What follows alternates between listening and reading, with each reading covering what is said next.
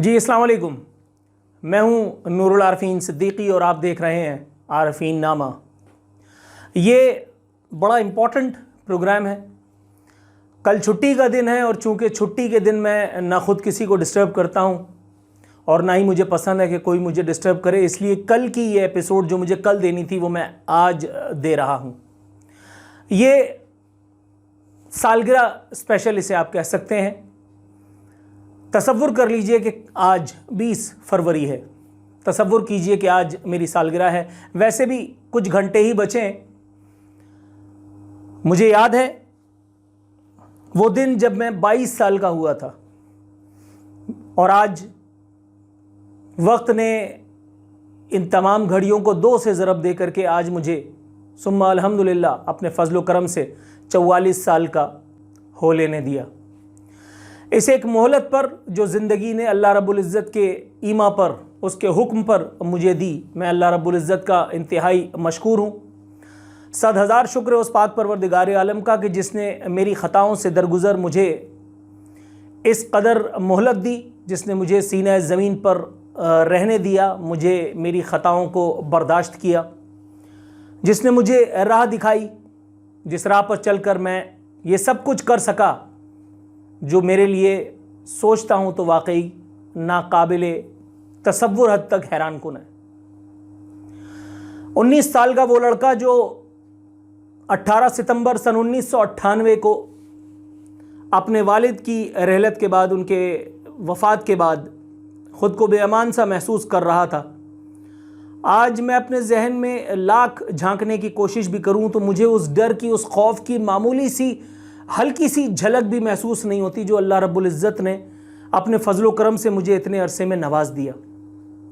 मुझे याद है अब्बू को कब्र में उतार लेने के बाद सड़क क्रॉस करते हुए मुझे तामुल हो रहा था, मैं तरद्दुद का शिकार था।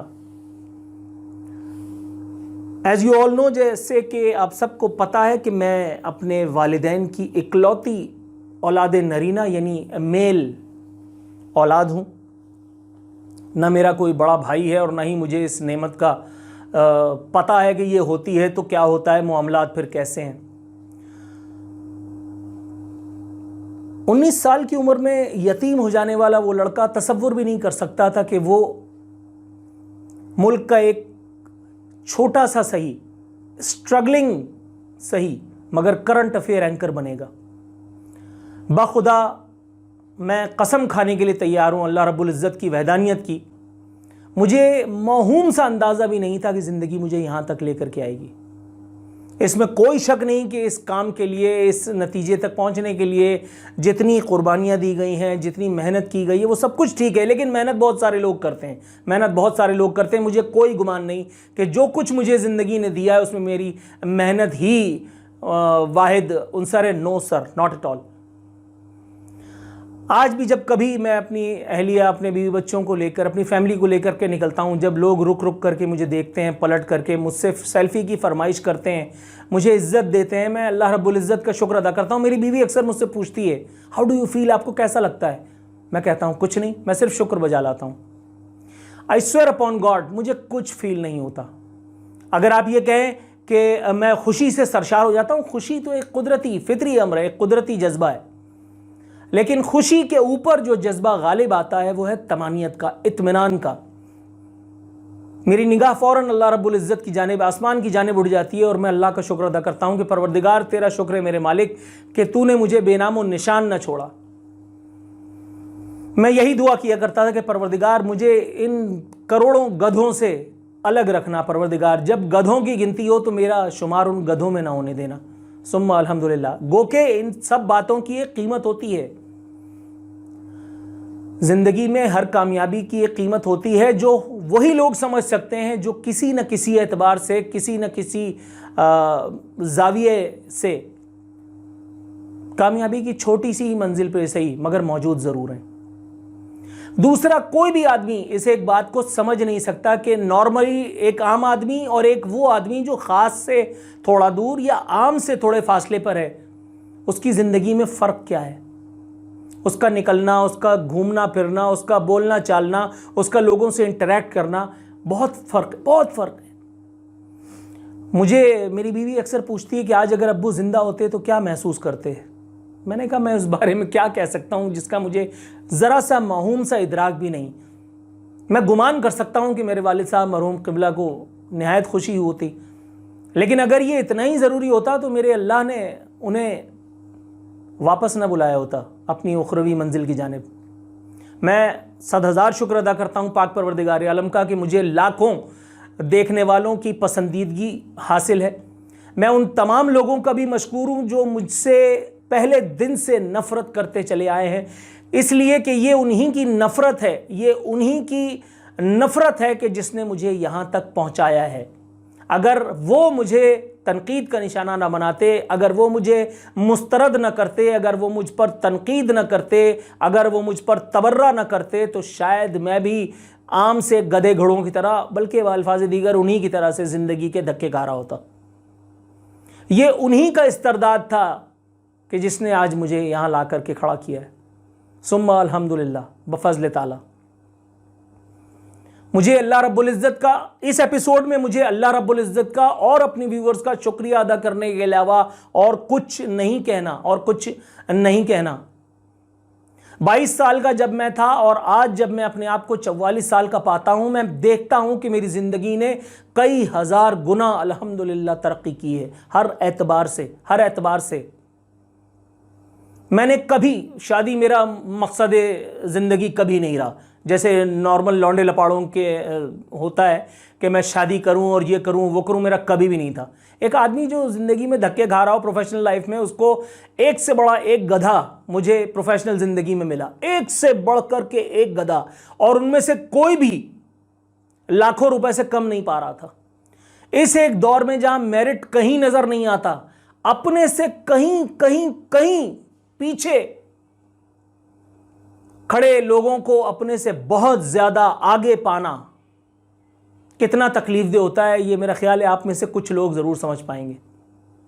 जब आपको पता हो कि मैं इससे बेहतर हूं, जब आपको मालूम हो कि मैं इससे ज़्यादा अच्छा डिलीवर कर सकता हूं, और उसके बावजूद भी आप एक ऐसे लाइन मैनेजर को रिपोर्ट करते हो जो बिल्कुल, जिसको कहते हैं ना कि बंदूक हो, बंदूक से पहले एक जुमला लगाते हैं वो मैं कह नहीं सकता। मुझे बहुत सारी जगहों पर इस किस्म के नाअहल अफसरान मिले जो ना मेरा लिखा पढ़ सकते थे, जो ना मुझसे बेहतर गुफ्तगू फरमा सकते थे। ऐसे लोग मुझे ज़िंदगी में मिले, ऐसे लाइन मैनेजर्स को मैंने भुगता कि जब अगर सामने कोई अंग्रेज़ आ जाता था तो वो पीछे हट जाते थे और मुझसे कहते थे तुम इनसे बात करो। जब लिखने पढ़ने की ज़रूरत आती थी तो उनकी ईमेल्स मैं ड्रॉ किया करता था। आज अगर मैं सोचता हूँ, मैं देखता हूँ, तो अल्लाह का शुक्र है, सुम्मा अल्हम्दुलिल्लाह, अल्लाह ताला ने मुझे उस तकलीफ से निकाल लिया। ये क्या कम है, ये क्या कम है कि मैं उस तकलीफ से बाहर आ गया कि मैं कुछ बेवकूफ़ों को रिपोर्ट कर रहा होता था। सुम्मा अल्हम्दुलिल्लाह, अल्लाह का शुक्र है, मैं जिस जगह भी रहा, मैं जिस चैनल में भी रहा, इवन आज भी मैं जहां हूं, मुझे complete liberty, completely, you can't even think. लोग सिर्फ फैसिनेट कर सकते हैं इन सब चीज़ों को, मगर मुझे पता है लोग सिर्फ फैसिनेट कर सकते हैं। अल्लाह का शुक्र है, 100,000 शुक्र है उस पाक परवरदिगार आलम का, मुझे कभी कोई काम करने से मना नहीं किया गया। जब कभी कोई मामला हुआ तो मेरा इदारा हमेशा मेरे साथ खड़ा रहा। स्ट्रगल के दौर में नहीं, स्ट्रगल के दौर में तो मुझे बली का बकरा बनाया जाता रहा। मैं नाअहलों को आगे बढ़ते देखता रहा, मैं नाअहलों को सपोर्ट करने के लिए बाकायदा अपने कंधे देता रहा। मुझे पता था कि वो किसी लायक नहीं है, लेकिन मुझे मालूम था, इस एक दिन की आमद का मुझे ज़रूर पता था कि एक ना एक दिन ये ज़रूर लम्हा, ये घड़ी आएगी, और अल्लाह का शुक्र है, सुम्मा अल्हम्दुलिल्लाह, वो घड़ी आई। मैं आप सब का इंतहाई मशकूर हूँ कि आपने मेरे लिए पसंदीदगी जो अपने दिल में रखी है। मैं उन तमाम लोगों का, मुझे समझ में नहीं आता मैं उन लोगों का शुक्रिया कैसे अदा करूं जिन्होंने मुझे, मेरे प्रोग्राम्स को बेतहाशा पसंद किया, मेरे कंटेंट को पसंद किया, जिन्होंने मुझसे हमेशा, मुझे ऐसी दुआएं बाज़ दफ़ा मुझे पढ़ने के लिए मिलती हैं यूट्यूब पे, फेसबुक पे, ट्विटर अकाउंट्स पे। मैं बाज़ दफ़ा अपने घर वालों को, मेरे अपनी अम्मा को, अपनी बेगम को मैं दिखाता हूँ तो मैं हैरान हो जाता हूँ कि इतना इखलास शायद खुद कभी मुझ में भी अपनी किसी पसंदीदा हस्ती के लिए नहीं रहा होगा। 100,000 शुक्र है उस पाक परवरदिगार आलम की ज़ात का। सद हज़ार शुक्र उस पाक परवरदिगार आलम की ज़ात का। इस ज़िंदगी में मुझे मोहसिनों की भी बहुत बड़ी तादाद मिली अल्हम्दुलिल्लाह, और उन तमाम लोगों के एहसानात तले मैं दबा हुआ हूँ। मैं मकरूज़ हूँ उन तमाम लोगों का, मैं मकरूज़ हूँ आप सबकी पसंदीदगी का, और मैं उधार नहीं रखता उन तमाम लोगों का जो मुझ पर तबर्रा करते हैं।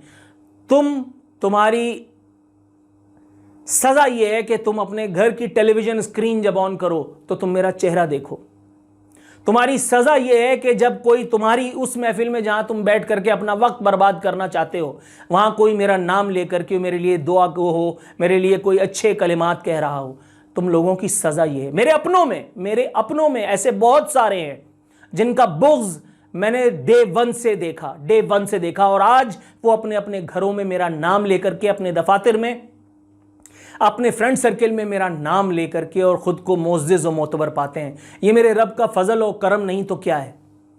इसमें इस मिडिल क्लासिए का कतई कोई रोल, कोई किरदार नहीं। ये सब मेरे रब का करम, ये सब मेरे माँ और मेरे बाप की दुआ, और ये सब आप लोगों की पसंदीदगी और आपकी दुआएं हैं कि जिनकी वजह से मैं आज यहाँ तक पहुँचा। आरफीन नामा, फ्रॉम नथिंग टू समथिंग। अल्हम्दुलिल्लाह 84,000 के करीब मेरे व्यूअर्स हैं, मेरे देखने वाले हैं। मैं उन तमाम लोगों का जो फेसबुक पर, ट्विटर पर, मेरे यूट्यूब अकाउंट आरफीन नामा पर मुझे देखते हैं, मुझे सुनते हैं, मेरे लिए दुआगो रहते हैं, मेरे लिए नेक ख्वाहिशात का इजहार करते हैं। मैं आप तमाम लोगों का बहुत बेहद मशकूर हूँ, अज़हद ममनून हूँ कि आप लोगों ने अपनी सरहद पसंदीदगी से मुझे नवाजा। और मैं अल्लाह रब्बुल इज़्ज़त से दुआ करता हूँ कि परवरदिगार मुझे हमेशा आपकी उम्मीदों, आपकी तवक्कुआत पर पूरा उतरने की तौफीक अता फरमाए। परवरदिगार हम सब का हामी और नासिर हो। दुआ कीजिएगा कि अब तक की जितनी कटी है अगली उससे ज़्यादा आसान, और पूरे मुल्क के लिए, बिलखुसूस मेरे लिए, मेरे घर वालों के लिए, मेरे अहले खाना के लिए बेनिफिशियल हो। मैं कुछ कर सकूं, कुछ ना कुछ तो कर सकूं अपने वतन के लिए, अपने शहर के लिए, अपने लोगों के लिए, आपके लिए। फ़ी अमानिल्लाह।